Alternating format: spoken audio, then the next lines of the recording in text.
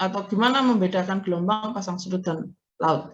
Nah, itu kita membedakannya dari 3 hal ini, ya. Dari 3 poin pembeda ini, dari 3 poin ini kita akan bisa membedakan tiga-tiganya. Ya. Jadi kalau ditanya apa bedanya gelombang laut sama pasang surut, misalnya, oh waktunya, waktunya beda Bu. Ya apa sih? Jadi kalau saya selalu bilang, loh, kamu mahasiswa saya bukan. Jadi kalau membedakan itu selalu dari 3 hal itu. Ya. Dari tampilan fisiknya beda, dari penyebab terjadinya beda apa tidak, dari karakteristik, ya karakteristik dengan tampilan itu beda ya. Jadi kalau tampilan itu bentuknya, jadi misalnya, oh itu bentuknya beda, itu jelek, itu bagus, nah itu berarti tampilan namanya. Tapi kalau sudah karakteristik itu harus bisa diukur. Ya, jadi misalnya, oh itu tingginya 160, yang sana tingginya 170, nah, atau di sana beratnya 30, di sini beratnya 100, beda jauh, dan seterusnya. Itu namanya karakteristik ya. Jadi ciri fisik. Ya, kalau ini tampilannya, bentuknya kalau dilihat gitu aja sudah harus beda. Ya. Jadi gelombang dengan arus, dengan pasang surut itu dilihat aja sudah harus bisa membedakan. Oh ini gelombang ini, jangan pasang surut ini gitu ya. Nah, jadi jangan bilang juga gelombang pasang surut misalnya, ini tambah bingung gitu ya. Nah, jadi gelombang ya gelombang, pasang surut ya pasang surut, arus ya arus, itu 3 fenomena yang berbeda. Mereka punya karakteristik yang berbeda ya. Seperti ada saudara siapa tadi? Misalnya Ilham, satunya Rizky, satunya Indah, nah, lain-lain kan. Jadi jangan Ilham indah, loh Ilham tak indah, ya. Nah sekarang gelombang, apa tampilan fisiknya? Jadi secara fisik kita melihat kalau ada permukaan air yang naik turun membentuk gelombang, dilihat aja dia sudah membentuk naik turun ya, membentuk gelombang ya. Tahu ya gelombang itu selalu bentuknya ya gelombang, makanya disebut dengan gelombang ya. Di gelombang itu ada bentuk yang sinusoidal istilahnya, jadi ada lengkungan-lengkungan naik dan lengkungan-lengkungan turun. Nah itu kalau kita lihat ada lengkungan-lengkungan naik, lengkungan-lengkungan turun yang menyerang kita misalnya, atau ada di hadapan kita, nah, itu berarti gelombang ya, gelombang sedang terjadi ya di depan kita.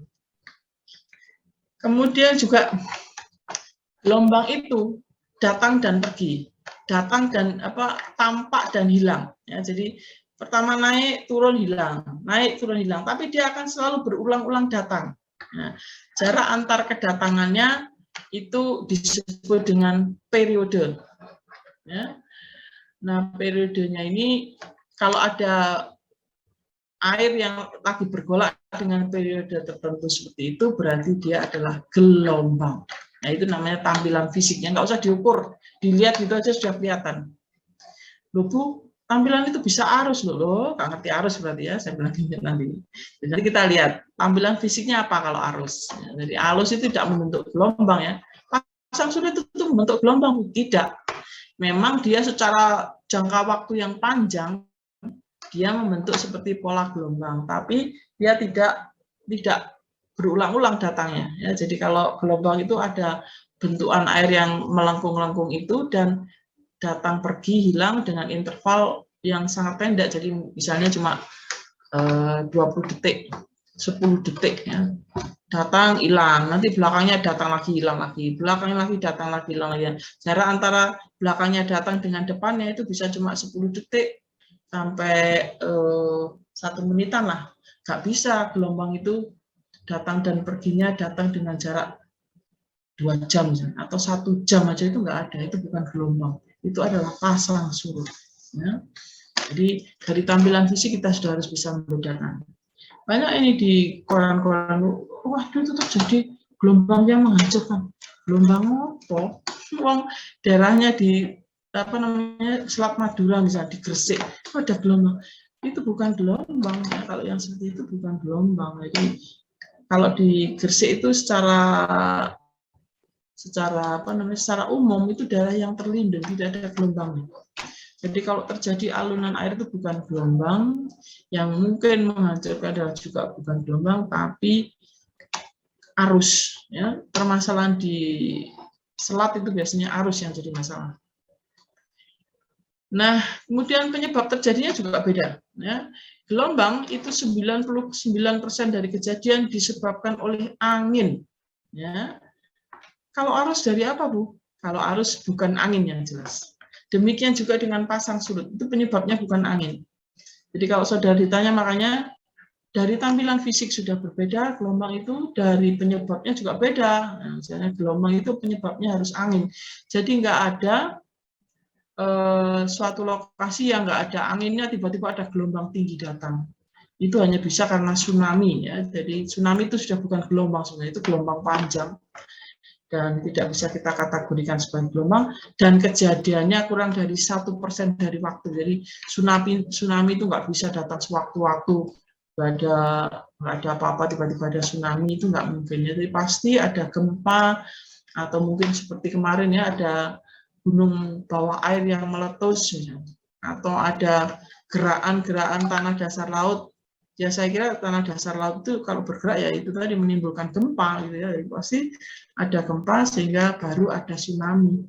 Tsunami nggak bisa terjadi setiap hari juga nggak mungkin.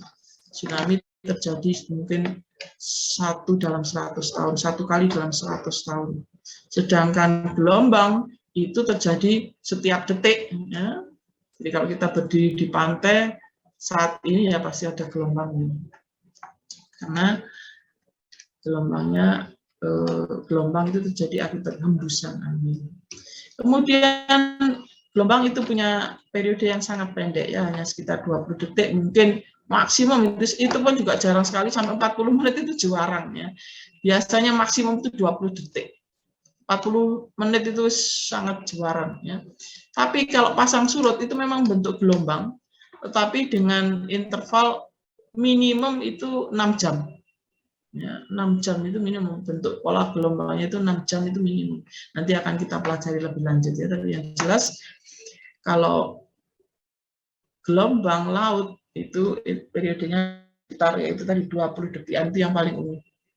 Kemudian kalau kita mau mengukur, gelombang ini punya karakteristik yaitu dia punya tinggi, dia punya periode, dan dia punya panjang. Ya, jadi dari gelombang itu kita harus bisa mengukur tinggi gelombangnya, periodenya, dan panjangnya.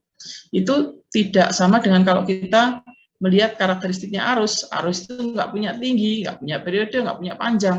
Demikian juga pasang surut. Ya, pasang surut itu dia memang punya tinggi, tapi bukan tinggi yang seperti gelombang ini ya. Nanti kita akan lihat. Dan pasang surut juga tidak punya panjang gelombang. Ya. Jadi pasang surut itu lain sama sekali. Nah, jadi kalau kita bilang gelombang itu yang ini. Jadi ada gerakan air yang seperti ini namanya gelombang. Ya, ini ada air berlekuk-lekuk seperti ini. Memang bentuknya mungkin nggak selalu mulus ya. Di sini kan ada lincipnya seperti gunung-gunung gitu ya. Tapi kalau detail kita lihat itu ya nggak ada yang lincip, nggak seperti jarum gitu ya. Jadi kalau kita di sini terus kayak ketusuk-tusuk jarum itu enggak. Ya, ini bagaimanapun bentuknya ya smooth lah gitu ya. Lekuannya ini smooth. Dan gelombang itu bisa terjadi di pantai maupun di tengah samudra, pokoknya di seluruh wilayah perairan bisa terjadi gelombang. Beda dengan pasang surut. Pasang surut tidak terjadi di samudra. Ya. Pasang surut hanya terjadi di sepanjang pantai. Nah ini kita lihat tadi gelombang ini sangat berbahaya bagi kapal. Jadi kapal harus punya stabilitas, dan ini memang kalau kita mendesain kapal ya nomor 1 yang diperhatikan adalah stabilitas terhadap gelombang gitu ya. Kalau desain mobil ya yang diperhatikan adalah pengaruh angin pada mobil atau pengaruh mobil pada angin, bagaimana bentuk mobil supaya dia bisa menembus angin dengan tahanan atau resistansi yang serendah-rendahnya. Oleh karena itu mobil sedan itu lebih rendah, namanya koefisien drag ya, drag koefisien atau CD. CD-nya mobil sedan itu lebih rendah daripada mobil bus atau minibus. Minibus itu bentuknya kotak-kotak, itu pasti koefisien drag-nya lebih tinggi. maksimum koefisien drag adalah 1. Jadi mungkin yang bentuknya kotak-kotak itu bisa 0,8, 0,7, sedangkan sedan bisa 0,5, 0,4. Apalagi mobil-mobil Formula 1 ya. Formula 1 itu saking smoothnya sampai harus diberi pemberat ya supaya dia tidak terbang. Jadi kalau ada pemberatnya nggak ada counter gravity-nya, nanti Formula One itu pesawatnya terbang, mobilnya terbang semua karena saking bagusnya bentuknya. Nah, jadi ini adalah gelombang. Jangan pernah mengatakan ini arus atau pasang surut. Ya. Arus juga tidak bisa membentuk buih-buih yang seperti ini ya. Kalau ditabrak ini hasilnya adalah gelombang, bentuknya pecah. Ini gelombang yang pecah karena ditabrak kapal. Ini juga putih-putih ini juga berarti gelombangnya pecah. Ya. Gelombang itu bisa pecah. Biasa kita kenal sebagai breaking wave atau broken wave. Kalau yang tidak ada buih-buihnya ini berarti gelombangnya tidak pecah. Gelombang yang sudah pecah membentuk buih-buih ini tidak punya energi lagi atau energinya sudah berkurang.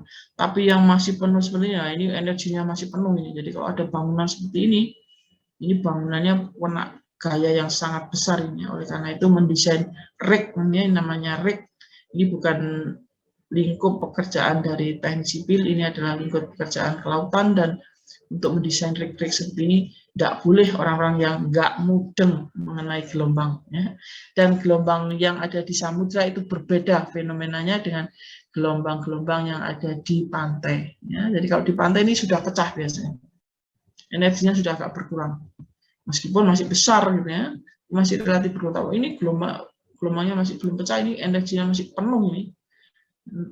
Mukul struktur ya ambruk ini, tapi pintar ini yang buat, jadi strukturnya berlubang-lubang gitu ya, sehingga kalau mukul ya kayak orang mukul tapi mukul kosong gitu, sehingga akhirnya nggak jadi mukul struktur tapi dia lolos keluar. Nah, ini adalah contoh lagi ya, ini adalah gelombang pecah ya. Jadi gelombang itu seperti ini, datang hilang, pecah hilang, nanti belakangnya datang lagi pecah hilang, sehingga berturut-turut seperti ini. Dan pecahnya gelombang itu seringkali membentuk bentuk-bentuk tertentu ya, kita akan pelajari nanti. Dan gelombang itu memiliki puncak seperti ini. Ya. Jadi kalau kita lihat ini puncak, jadi jarak antara puncak ke puncak itu disebut dengan panjang gelombang. Ya. Nanti juga saya akan lebih lanjut jelaskan.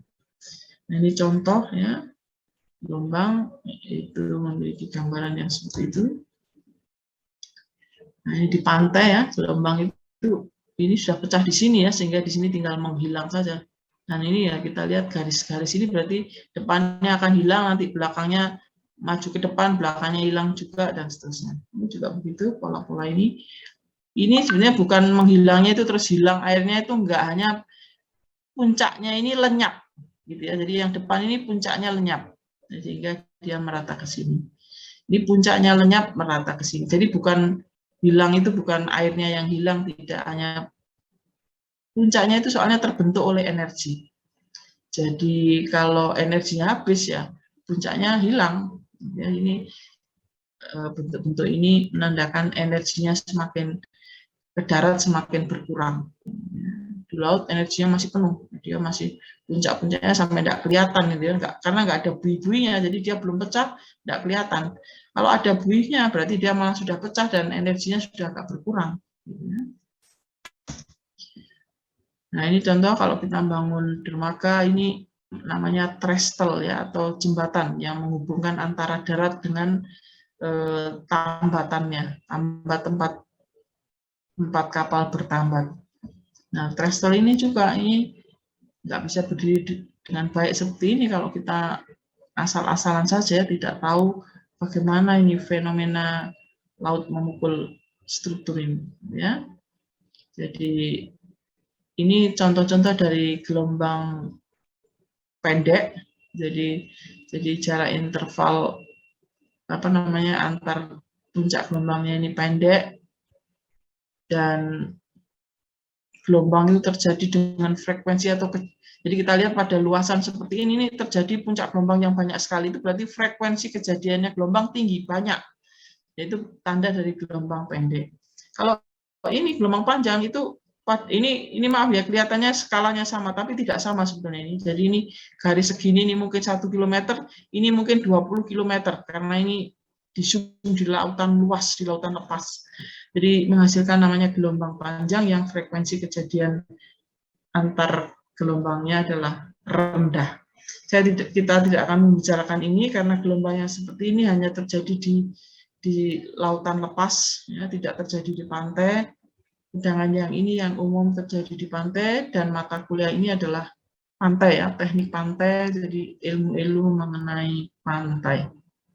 Jadi nanti kita akan lebih berkonsentrasi pada short waves, gelombang pendek. Dan gelombang itu biasanya terjadinya disebabkan oleh adanya angin, ya.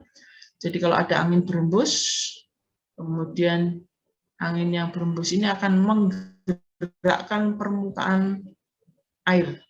Air apa saja sebenarnya. Jadi mau air apa namanya di baskom lah, mau air di kolam renang, mau di danau atau di samudra, itu semua akan bergerak akibat ditiup angin. Ya, jadi kalau kita punya kipas angin misalnya, coba aja itu ya.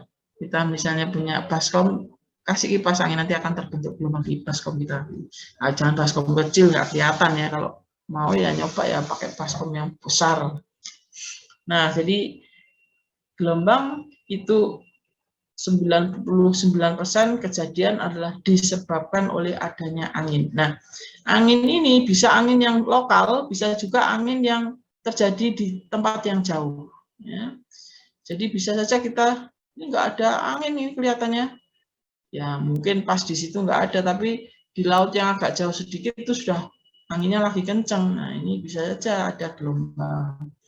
Tapi memang kalau anginnya agak jauh terjadinya atau posisi hembusan angin itu jauh, ini gelombangnya efeknya jadi lebih rendah. Jadi artinya bentuk pola gelombang itu berkurang, ya, karena jauh penyebab terjadi. Pada lokasi yang dekat dengan sumber angin tadi, pasti gelombangnya jauh lebih tinggi. Nah, jarak hembusnya angin itu tadi, kalau di kuliah ini selanjutnya nanti akan kita kenal dengan istilah Fetch. Ya. Jadi kemarin sudah saya tunjukkan namanya Fetch. Mungkin semua belum tahu, nah sekarang sudah tahu ini ada tulisan ini ketutupan garis merahnya, tapi ini adalah Fetch, F-E-T-C-H, itu adalah panjang jarak hembus, ya, angin yang memungkinkan timbulnya gelombang. Nah, jadi kalau anginnya kencang sekali, maka di luar wilayah Fetch itu memang mungkin masih ada gelombang, ya, tapi gelombangnya menjadi gelombang panjang. Ya, dan gelombang panjang ini sudah fenomenanya berbeda dengan gelombang pendek. Kita tidak ada kesempatan ya pada perkuliahan ini untuk membahas yang gelombang panjang. Kalau gelombang panjang itu biasanya dikenal di istilah teknik pantai sebagai swell, ya, S-W-E-L-L. Kalau bahasa Indonesia mungkin kalau kita mengenal gelombang pendek itu sebagai gelombang saja. Kalau gelombang panjang sebagai alun, ya, atau swell ini biasa dikenal juga sebagai alun. Ya. Jawa Timur bagian utara atau di Jawa bagian utara jarang kita menemui alun, tapi kalau Jawa bagian selatan misalnya saudara berdiri di Pelabuhan Ratu lah atau di pantai Parangtritis, ya, yang katanya ada Nyi Roro Kidul, itu ya mungkin Nyi Roro Kidul itu ada, ya. Tapi juga di situ sering terjadi kecelakaan karena adanya swell. Ya. Angin berhembus di Australia, sisa hembusan angin itu menimbulkan gelombang yang panjang, yang gelombang panjang tadi atau swell ini. Ini yang berbahaya. Jadi swell itu bisa membalikkan kapal, tapi swell tidak meruntuhkan struktur. Ya. Dia bisa membalikkan kapal tapi tidak meruntuhkan struktur. Yang meruntuhkan struktur itu malah yang gelombang pendek. Kalau kapal lah, ini gelombang pendek mungkin kuat, tapi gelombang panjang kalah dia. Jadi kapal-kapal nelayan itu kalau kena swell ya sudah jungkir balik. Nah, jadi itu sering terjadi kecelakaan di laut, terutama laut pantai selatan itu karena sering terjadi swell ya, tidak ada angin, tapi tiba-tiba ada gelombang yang sangat panjang. Gelombangnya tidak seperti gelombang pendek biasa yang sering memukul-mukul itu, dia tidak terlihat memukul, tapi dia tiba-tiba ada air yang meningkat dan ya itu tadi bisa menggulung kapal-kapal, dan ini yang seringkali berbahaya. Nah, jadi gelombang itu dibangkitkan oleh adanya angin, jarak bangkitan dari angin berembus sampai dengan posisi gelombang terjadi itu namanya fetch. Kemudian gelombang yang terbentuk ya di dalam wilayah fetch tadi itu bisa dibagi menjadi dua. Jadi yang dekat dengan sumbernya angin itu disebut dengan ripples atau chop. Ya, bisa kita lihat tulisannya di sini. Jadi gelombangnya itu masih tenang, masih krimi-krimi gitu ya, masih kecil-kecil gitu aja. Tapi begitu sudah agak jauh sedikit maka masuk ke dalam namanya FDS, fully developed sea, itu gelombangnya agak sempurna ya, sudah semakin sempurna, sudah benar-benar semakin tinggi sesuai dengan kekuatan angin yang berembus. Jadi kalau misalnya ada angin yang berembus dengan kecepatan 200 km per jam misalnya, itu sudah badai topan yang luar biasa ya. Biasa-biasa sih palingnya 20-30 km per jam, tidak sampai 200-250 itu badai. Itu nanti di daerah yang ripples itu paling tinggi gelombangnya masih 30-40 cm, tapi begitu di FDS bisa sampai 2 meter, 4 meter ya, 2-4 meter, bahkan mungkin saja sampai 6 meter ya, tergantung. Nah, itulah tergantung panjangnya fetch ya, maka kita akan lihat adanya gelombang yang membahayakan di wilayah FDS ini. Jadi kalau masih ripples atau chop ya enteng gitu ya, nggak ada masalah. Nah, jadi situasinya seperti ini. Saya menjelaskannya dengan gambar, saya sengaja untuk teknik pantai ini tidak saya tulis ya, karena berdasar pengalaman itu biasanya anak-anak ini malah nggak dibaca kalau ditulisnya.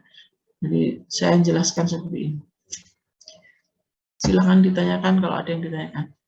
Kemudian, nah ini jadi ripples rendah, chop itu mulai meningkat, bahkan kadang-kadang pecah, tapi nanti di jarak yang lebih jauh sedikit dia akan penuh ya, berkembang penuh sehingga gelombangnya betul-betul tinggi. Kalau kita masih strukturnya dibangun di daerah sini-sini saja ya tidak ada masalah ya. Kalau strukturnya harus panjang mencapai di sini ya seperti tadi kita membangun jetty atau dermaga yang harus sampai ke kedalaman sini. Nah, ini udah kita akan berhadapan dengan gelombang yang struktur dermaga yang ecek-ecek membangunnya, yang awur-awuran ya ambruk pasti ya pasti putus tiang pancangnya, patah tiang pancangnya, kapal bisa menabrak struktur dan patah seluruh struktur, itu kemungkinan terjadinya. Oleh karena itu kita tidak boleh salah estimasi ya, di dalam merencanakan terkait dengan tinggi gelombang. Di samping itu, tinggi gelombang itu juga menyebabkan kapal tidak bisa beroperasi bongkar muat. Ya, jadi kapal itu punya batasan tinggi gelombang untuk dia bisa bongkar muat. Jadi kapal besar mungkin bisa bongkar muat untuk tinggi gelombang maksimum 1,5 meter. Kapal yang lebih kecil kurang dari 1 meter. Jadi kalau ada gelombang 1,5 meter dia sudah nggak akan bisa bongkar muat, terombang-ambing saja. Ya. Ini diingat-ingat perkataan saya ini karena saya pernah berjumpa. Beliaunya adalah dokter ya, dosen di perguruan tinggi terkenal, dokter untuk bidang pelabuhan. Nggak ngerti loh, saya itu sampai emosi waktu itu ya. Nggak ngerti kalau kapal itu nggak boleh bongkar muat di gelombang yang tinggi. Mulai lagi, waduh, untungnya ada penengah waktu itu. Ya, karena saya sampai ya Allah, ini wadah ya, ini perguruan tinggi yang kayak gini. Jadi untungnya juga beliau itu membawa asisten mahasiswa dia S2. Asistennya belum malah ngerti karena dia membaca bukunya ada standarnya. Saya tunjuk. Ini loh Pak, asistennya ini aja lo ngerti. Ini gimana ini Bapak ini? Aku kayak nyeneni mahasiswa. Padahal beliau ini dokter ya, dari perguruan, dan dia dosen di perguruan tinggi terkenal, tertua.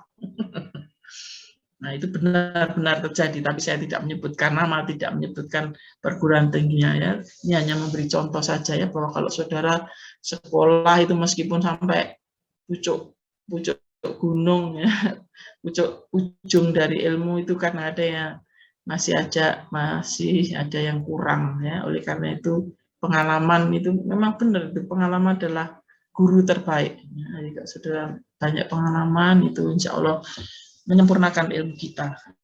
Jadi di atas kertas itu kurang seringkali. Oke, jadi ada istilah fully developed sea, kemudian ada gelombang kecil ya, yang sangat kecil lagi ada namanya mikro, ya, itu sekedar nama saja, tidak penting. Nah, ini kemudian ada alun, ya. Swell atau alun ini tidak terlalu penting bagi itu, tapi penting bagi kapal. Kemudian karakteristik itu ada tinggi, jadi kita harus bisa mengukur tinggi gelombang. Jadi kalau kita bicara gelombang itu jangan bicara waktu, ya, tidak ada itu. Tapi yang kita bicarakan adalah tinggi, ya, tinggi gelombang. Kalau kita bicara waktu itu periode. Jadi gelombang itu memiliki tinggi, memiliki periode, memiliki panjang sebenarnya. Tetapi biasanya panjang gelombang itu ada korelasinya dengan tinggi gelombang. Jadi ada rumusnya. Asal kita tahu tinggi gelombang, itu kalau dia ada di laut dalam, otomatis kita tahu panjangnya gelombang. Ya, jadi nanti akan saya tunjukkan pada waktu perhitungan gelombang, ada hubungan antara tinggi gelombang dengan panjang gelombang. Sehingga panjang gelombang ini tidak terlalu penting lah, pokoknya kita tahu tingginya aja sudah beres. Jangan bicara tinggi pada arus itu nggak ada tingginya. Ya, tapi banyak yang nggak tahu itu. Ya, makanya di sini saya ingatkan berulang kali. Jadi karakteristik fisik dari masing-masing gaya ini berbeda-beda. Gelombang itu punya tinggi, gelombang punya periode, tapi periodenya pendek sekali dalam hitungan detik. Ya, jangan pernah, saya sering ya, wes gitu ya, kuliah ini selesai saya tanya, periodenya gelombang berapa gitu ya, saya beri pilihan. 10 detik, 10 menit, 1 jam. Itu dari 3 orang yang saya tanya itu, 2 orang menjawab 10 menit. 1 orang tok yang benar. Ini ya Allah, kopengmu ini tadi saya gitu ya. Kopengmu ini mau taruh di mana ini kuliah ini tadi. Nah, jadi hal-hal seperti itu prinsip ya. Jadi harus ya enggak usah diingat-ingat, tapi nyantol lah bahwa logikanya itu gelombang itu tidak boleh 10 menit, enggak, jarang sekali gelombang itu. Tadi memang ada kadang-kadang gelombang itu sampai 40 menit, tapi sangat jarang. Jadi yang 99 kejadian, 99% ya dari waktu itu kejadiannya gelombang adalah periodenya hitungannya detik, ya paling 20 detik, 40 boleh tapi 40 detik gitu ya, bukan 40 menit, itu yang 99% dari. Jelas ya? Jadi tinggi gelombang itu adalah jarak dari puncak gelombang sampai ke lembahnya gelombang. Ini bentuk, ini namanya bentuk gelombang. Jadi sinar itu kalau kita lihat itu juga untuk sampai ke mata kita itu jalannya ya bentuk seperti ini, naik turun seperti ini. Suara juga begitu. Sampai ke telinga saudara itu karena melalui bentuk yang seperti ini. Ya. Manusia berusaha ya, mengimitasikan bentuk gelombang alamiah dari suara lah, tapi jarang yang bisa. Jadi biasanya bentuknya jadi kotak-kotak gitu. Inilah hasil rekayasa manusia, meskipun kotak-kotaknya semakin canggih ya, semakin bisa mendekati bentuk alamiah yang smooth seperti ini, gelombang seperti ini. Jadi jelas ini ya karakteristik gelombang seperti itu. Kemudian pasang surut. Pasang surut itu bukan pergerakan muka air yang membentuk gelombang seperti itu, tapi dia hanya naik turun secara merata. Ya, jadi yang bergerak itu bukan permukaannya saja, tetapi seluruh badannya, seluruh badan air. Ya, jadi pergerakan seluruh badan air dari atas sampai ke bawah itu bergerak semua, naik turun. Memang naik turunnya itu membentuk pola yang sama, hampir sama dengan gelombang, tapi tidak datang hilang itu tidak. Jadi dia datang terus naik terus habis itu turun. gitu ya. Jadi kemudian naik lagi, turun lagi. Ya, jarak antar naik dan turunnya itu sekitar 6 jaman ya. Jadi gelombang itu punya siklus antara 12 jaman dan 1 harian ya, atau sekitar 24 jam 50 menit ya 1 harinya. Nah, jadi kalau antara waktu naik dan turun itu mungkin separuh dari 1 siklus, dari kira-kira 6 jaman minimal atau 12 jaman. Nah, jadi secara garis besar tampilan fisiknya memang bisa dijelaskan seperti itu. Nanti mungkin bisa saya tunjukkan ke gambar ya. Jadi nanti kita lihat di gambar. Jelas beda ya. Oh, ini pasang surut ini. Pada proses pasang surut bisa saja terjadi gelombang. Gitu ya. Jadi pada saat surut terjadi gelombang atau pada saat airnya pasang terjadi gelombang itu boleh. Demikian juga pada saat surut terjadi arus, pada saat pasang terjadi arus itu mungkin. Ya, tapi dia adalah dua fenomena yang berbeda. Pasang surut dan arus. Bukan arus pasang surut. Ini apa ini? Kalau arus yang disebabkan oleh pasang surut betul, ya. Dan arus di laut itu otomatis, nggak ada arus di laut disebabkan oleh sungai, apa itu lambat bingung lagi, gitu ya. Arus di laut itu 90% kasus disebabkan oleh pasang surut. Yang selebihnya apa? Nanti kita lihat. Ya. Arus itu memang juga beda, jadi jangan keliru membedakan arus dengan gelombang, jangan keliru dengan pasang surut. Kalau dilihat dari poin penyebab terjadinya, kalau gelombang tadi dari angin, kalau pasang surut itu dari akibat gaya tarik-menarik bumi terhadap bulan dan pengaruhnya dari tarik-menarik bumi terhadap bulan tadi dengan matahari. Jadi bumi ditarik oleh matahari, bumi sendiri narik bulan. Gitu ya. Itu semua tidak pakai tali. Nah, Allah ini hebat. Ya. Jadi menciptakan seluruh alam semesta ini punya jalur sendiri-sendiri, nggak pernah bumi tabrakan sama, belum kejadian, bumi tabrakan dengan Venus lah, atau bumi tabrakan dengan bulan, itu belum terjadi. Ya. Jadi sudah jutaan tahun, itu semua berjalan pada jalurnya masing-masing tanpa perlu ada tali yang narik ya, atau tali yang memutar, tapi semua itu berputar ya, dengan apa? Yaitu dengan gaya yang tidak kita lihat tadi, yaitu gaya tarik-menarik tadi. Ya, seperti kondisi naturalnya, gitu ya. Jadi bumi bisa beredar mengelilingi matahari, bulan bisa beredar mengelilingi bumi. Itu karena apa? Ya karena itu tadi ada tarik-menarik bumi dengan bulan. Ya. Akibat tarik-menariknya bumi dengan bulan pada khususnya, itu akan menimbulkan perubahan permukaan air. Ya. Pada saat jarak antara bumi dengan bulan paling dekat, maka airnya akan naik ya, paling tinggi. Jadi bulan akan menarik bagian dari bumi, dan bagian yang paling tertarik atau tersedot ya, paling duluan adalah air ya. Oleh karena itu airnya akan bergerak naik. Tanahnya nggak kuat itu bulan narik tanah ya, jadi yang tertarik dulu adalah airnya, dan itu terjadi setiap saat sepanjang masa ya, jadi pola itu tidak berubah. Ini siapa yang menemukan? Bukan orang Indonesia yang jelas ya. Dan ini adalah kalau kita sekolah, ini kelihatannya fenomena yang sederhana, tapi ini sangat kompleks, penuh dengan pendekatan matematis. Ya.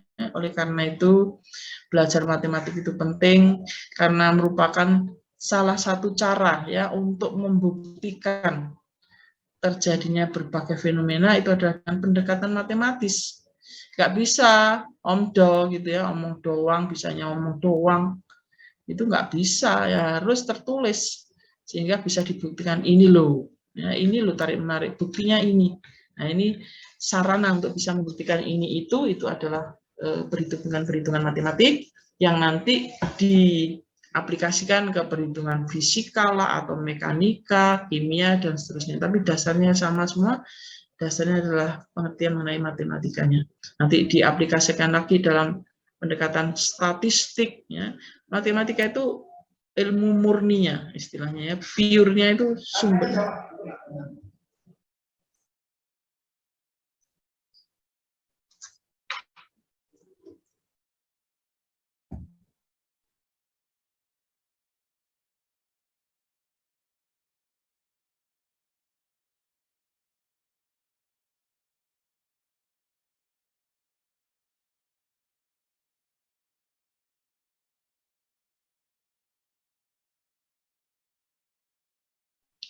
Maaf ya, masih ngajar diminta rapat ya.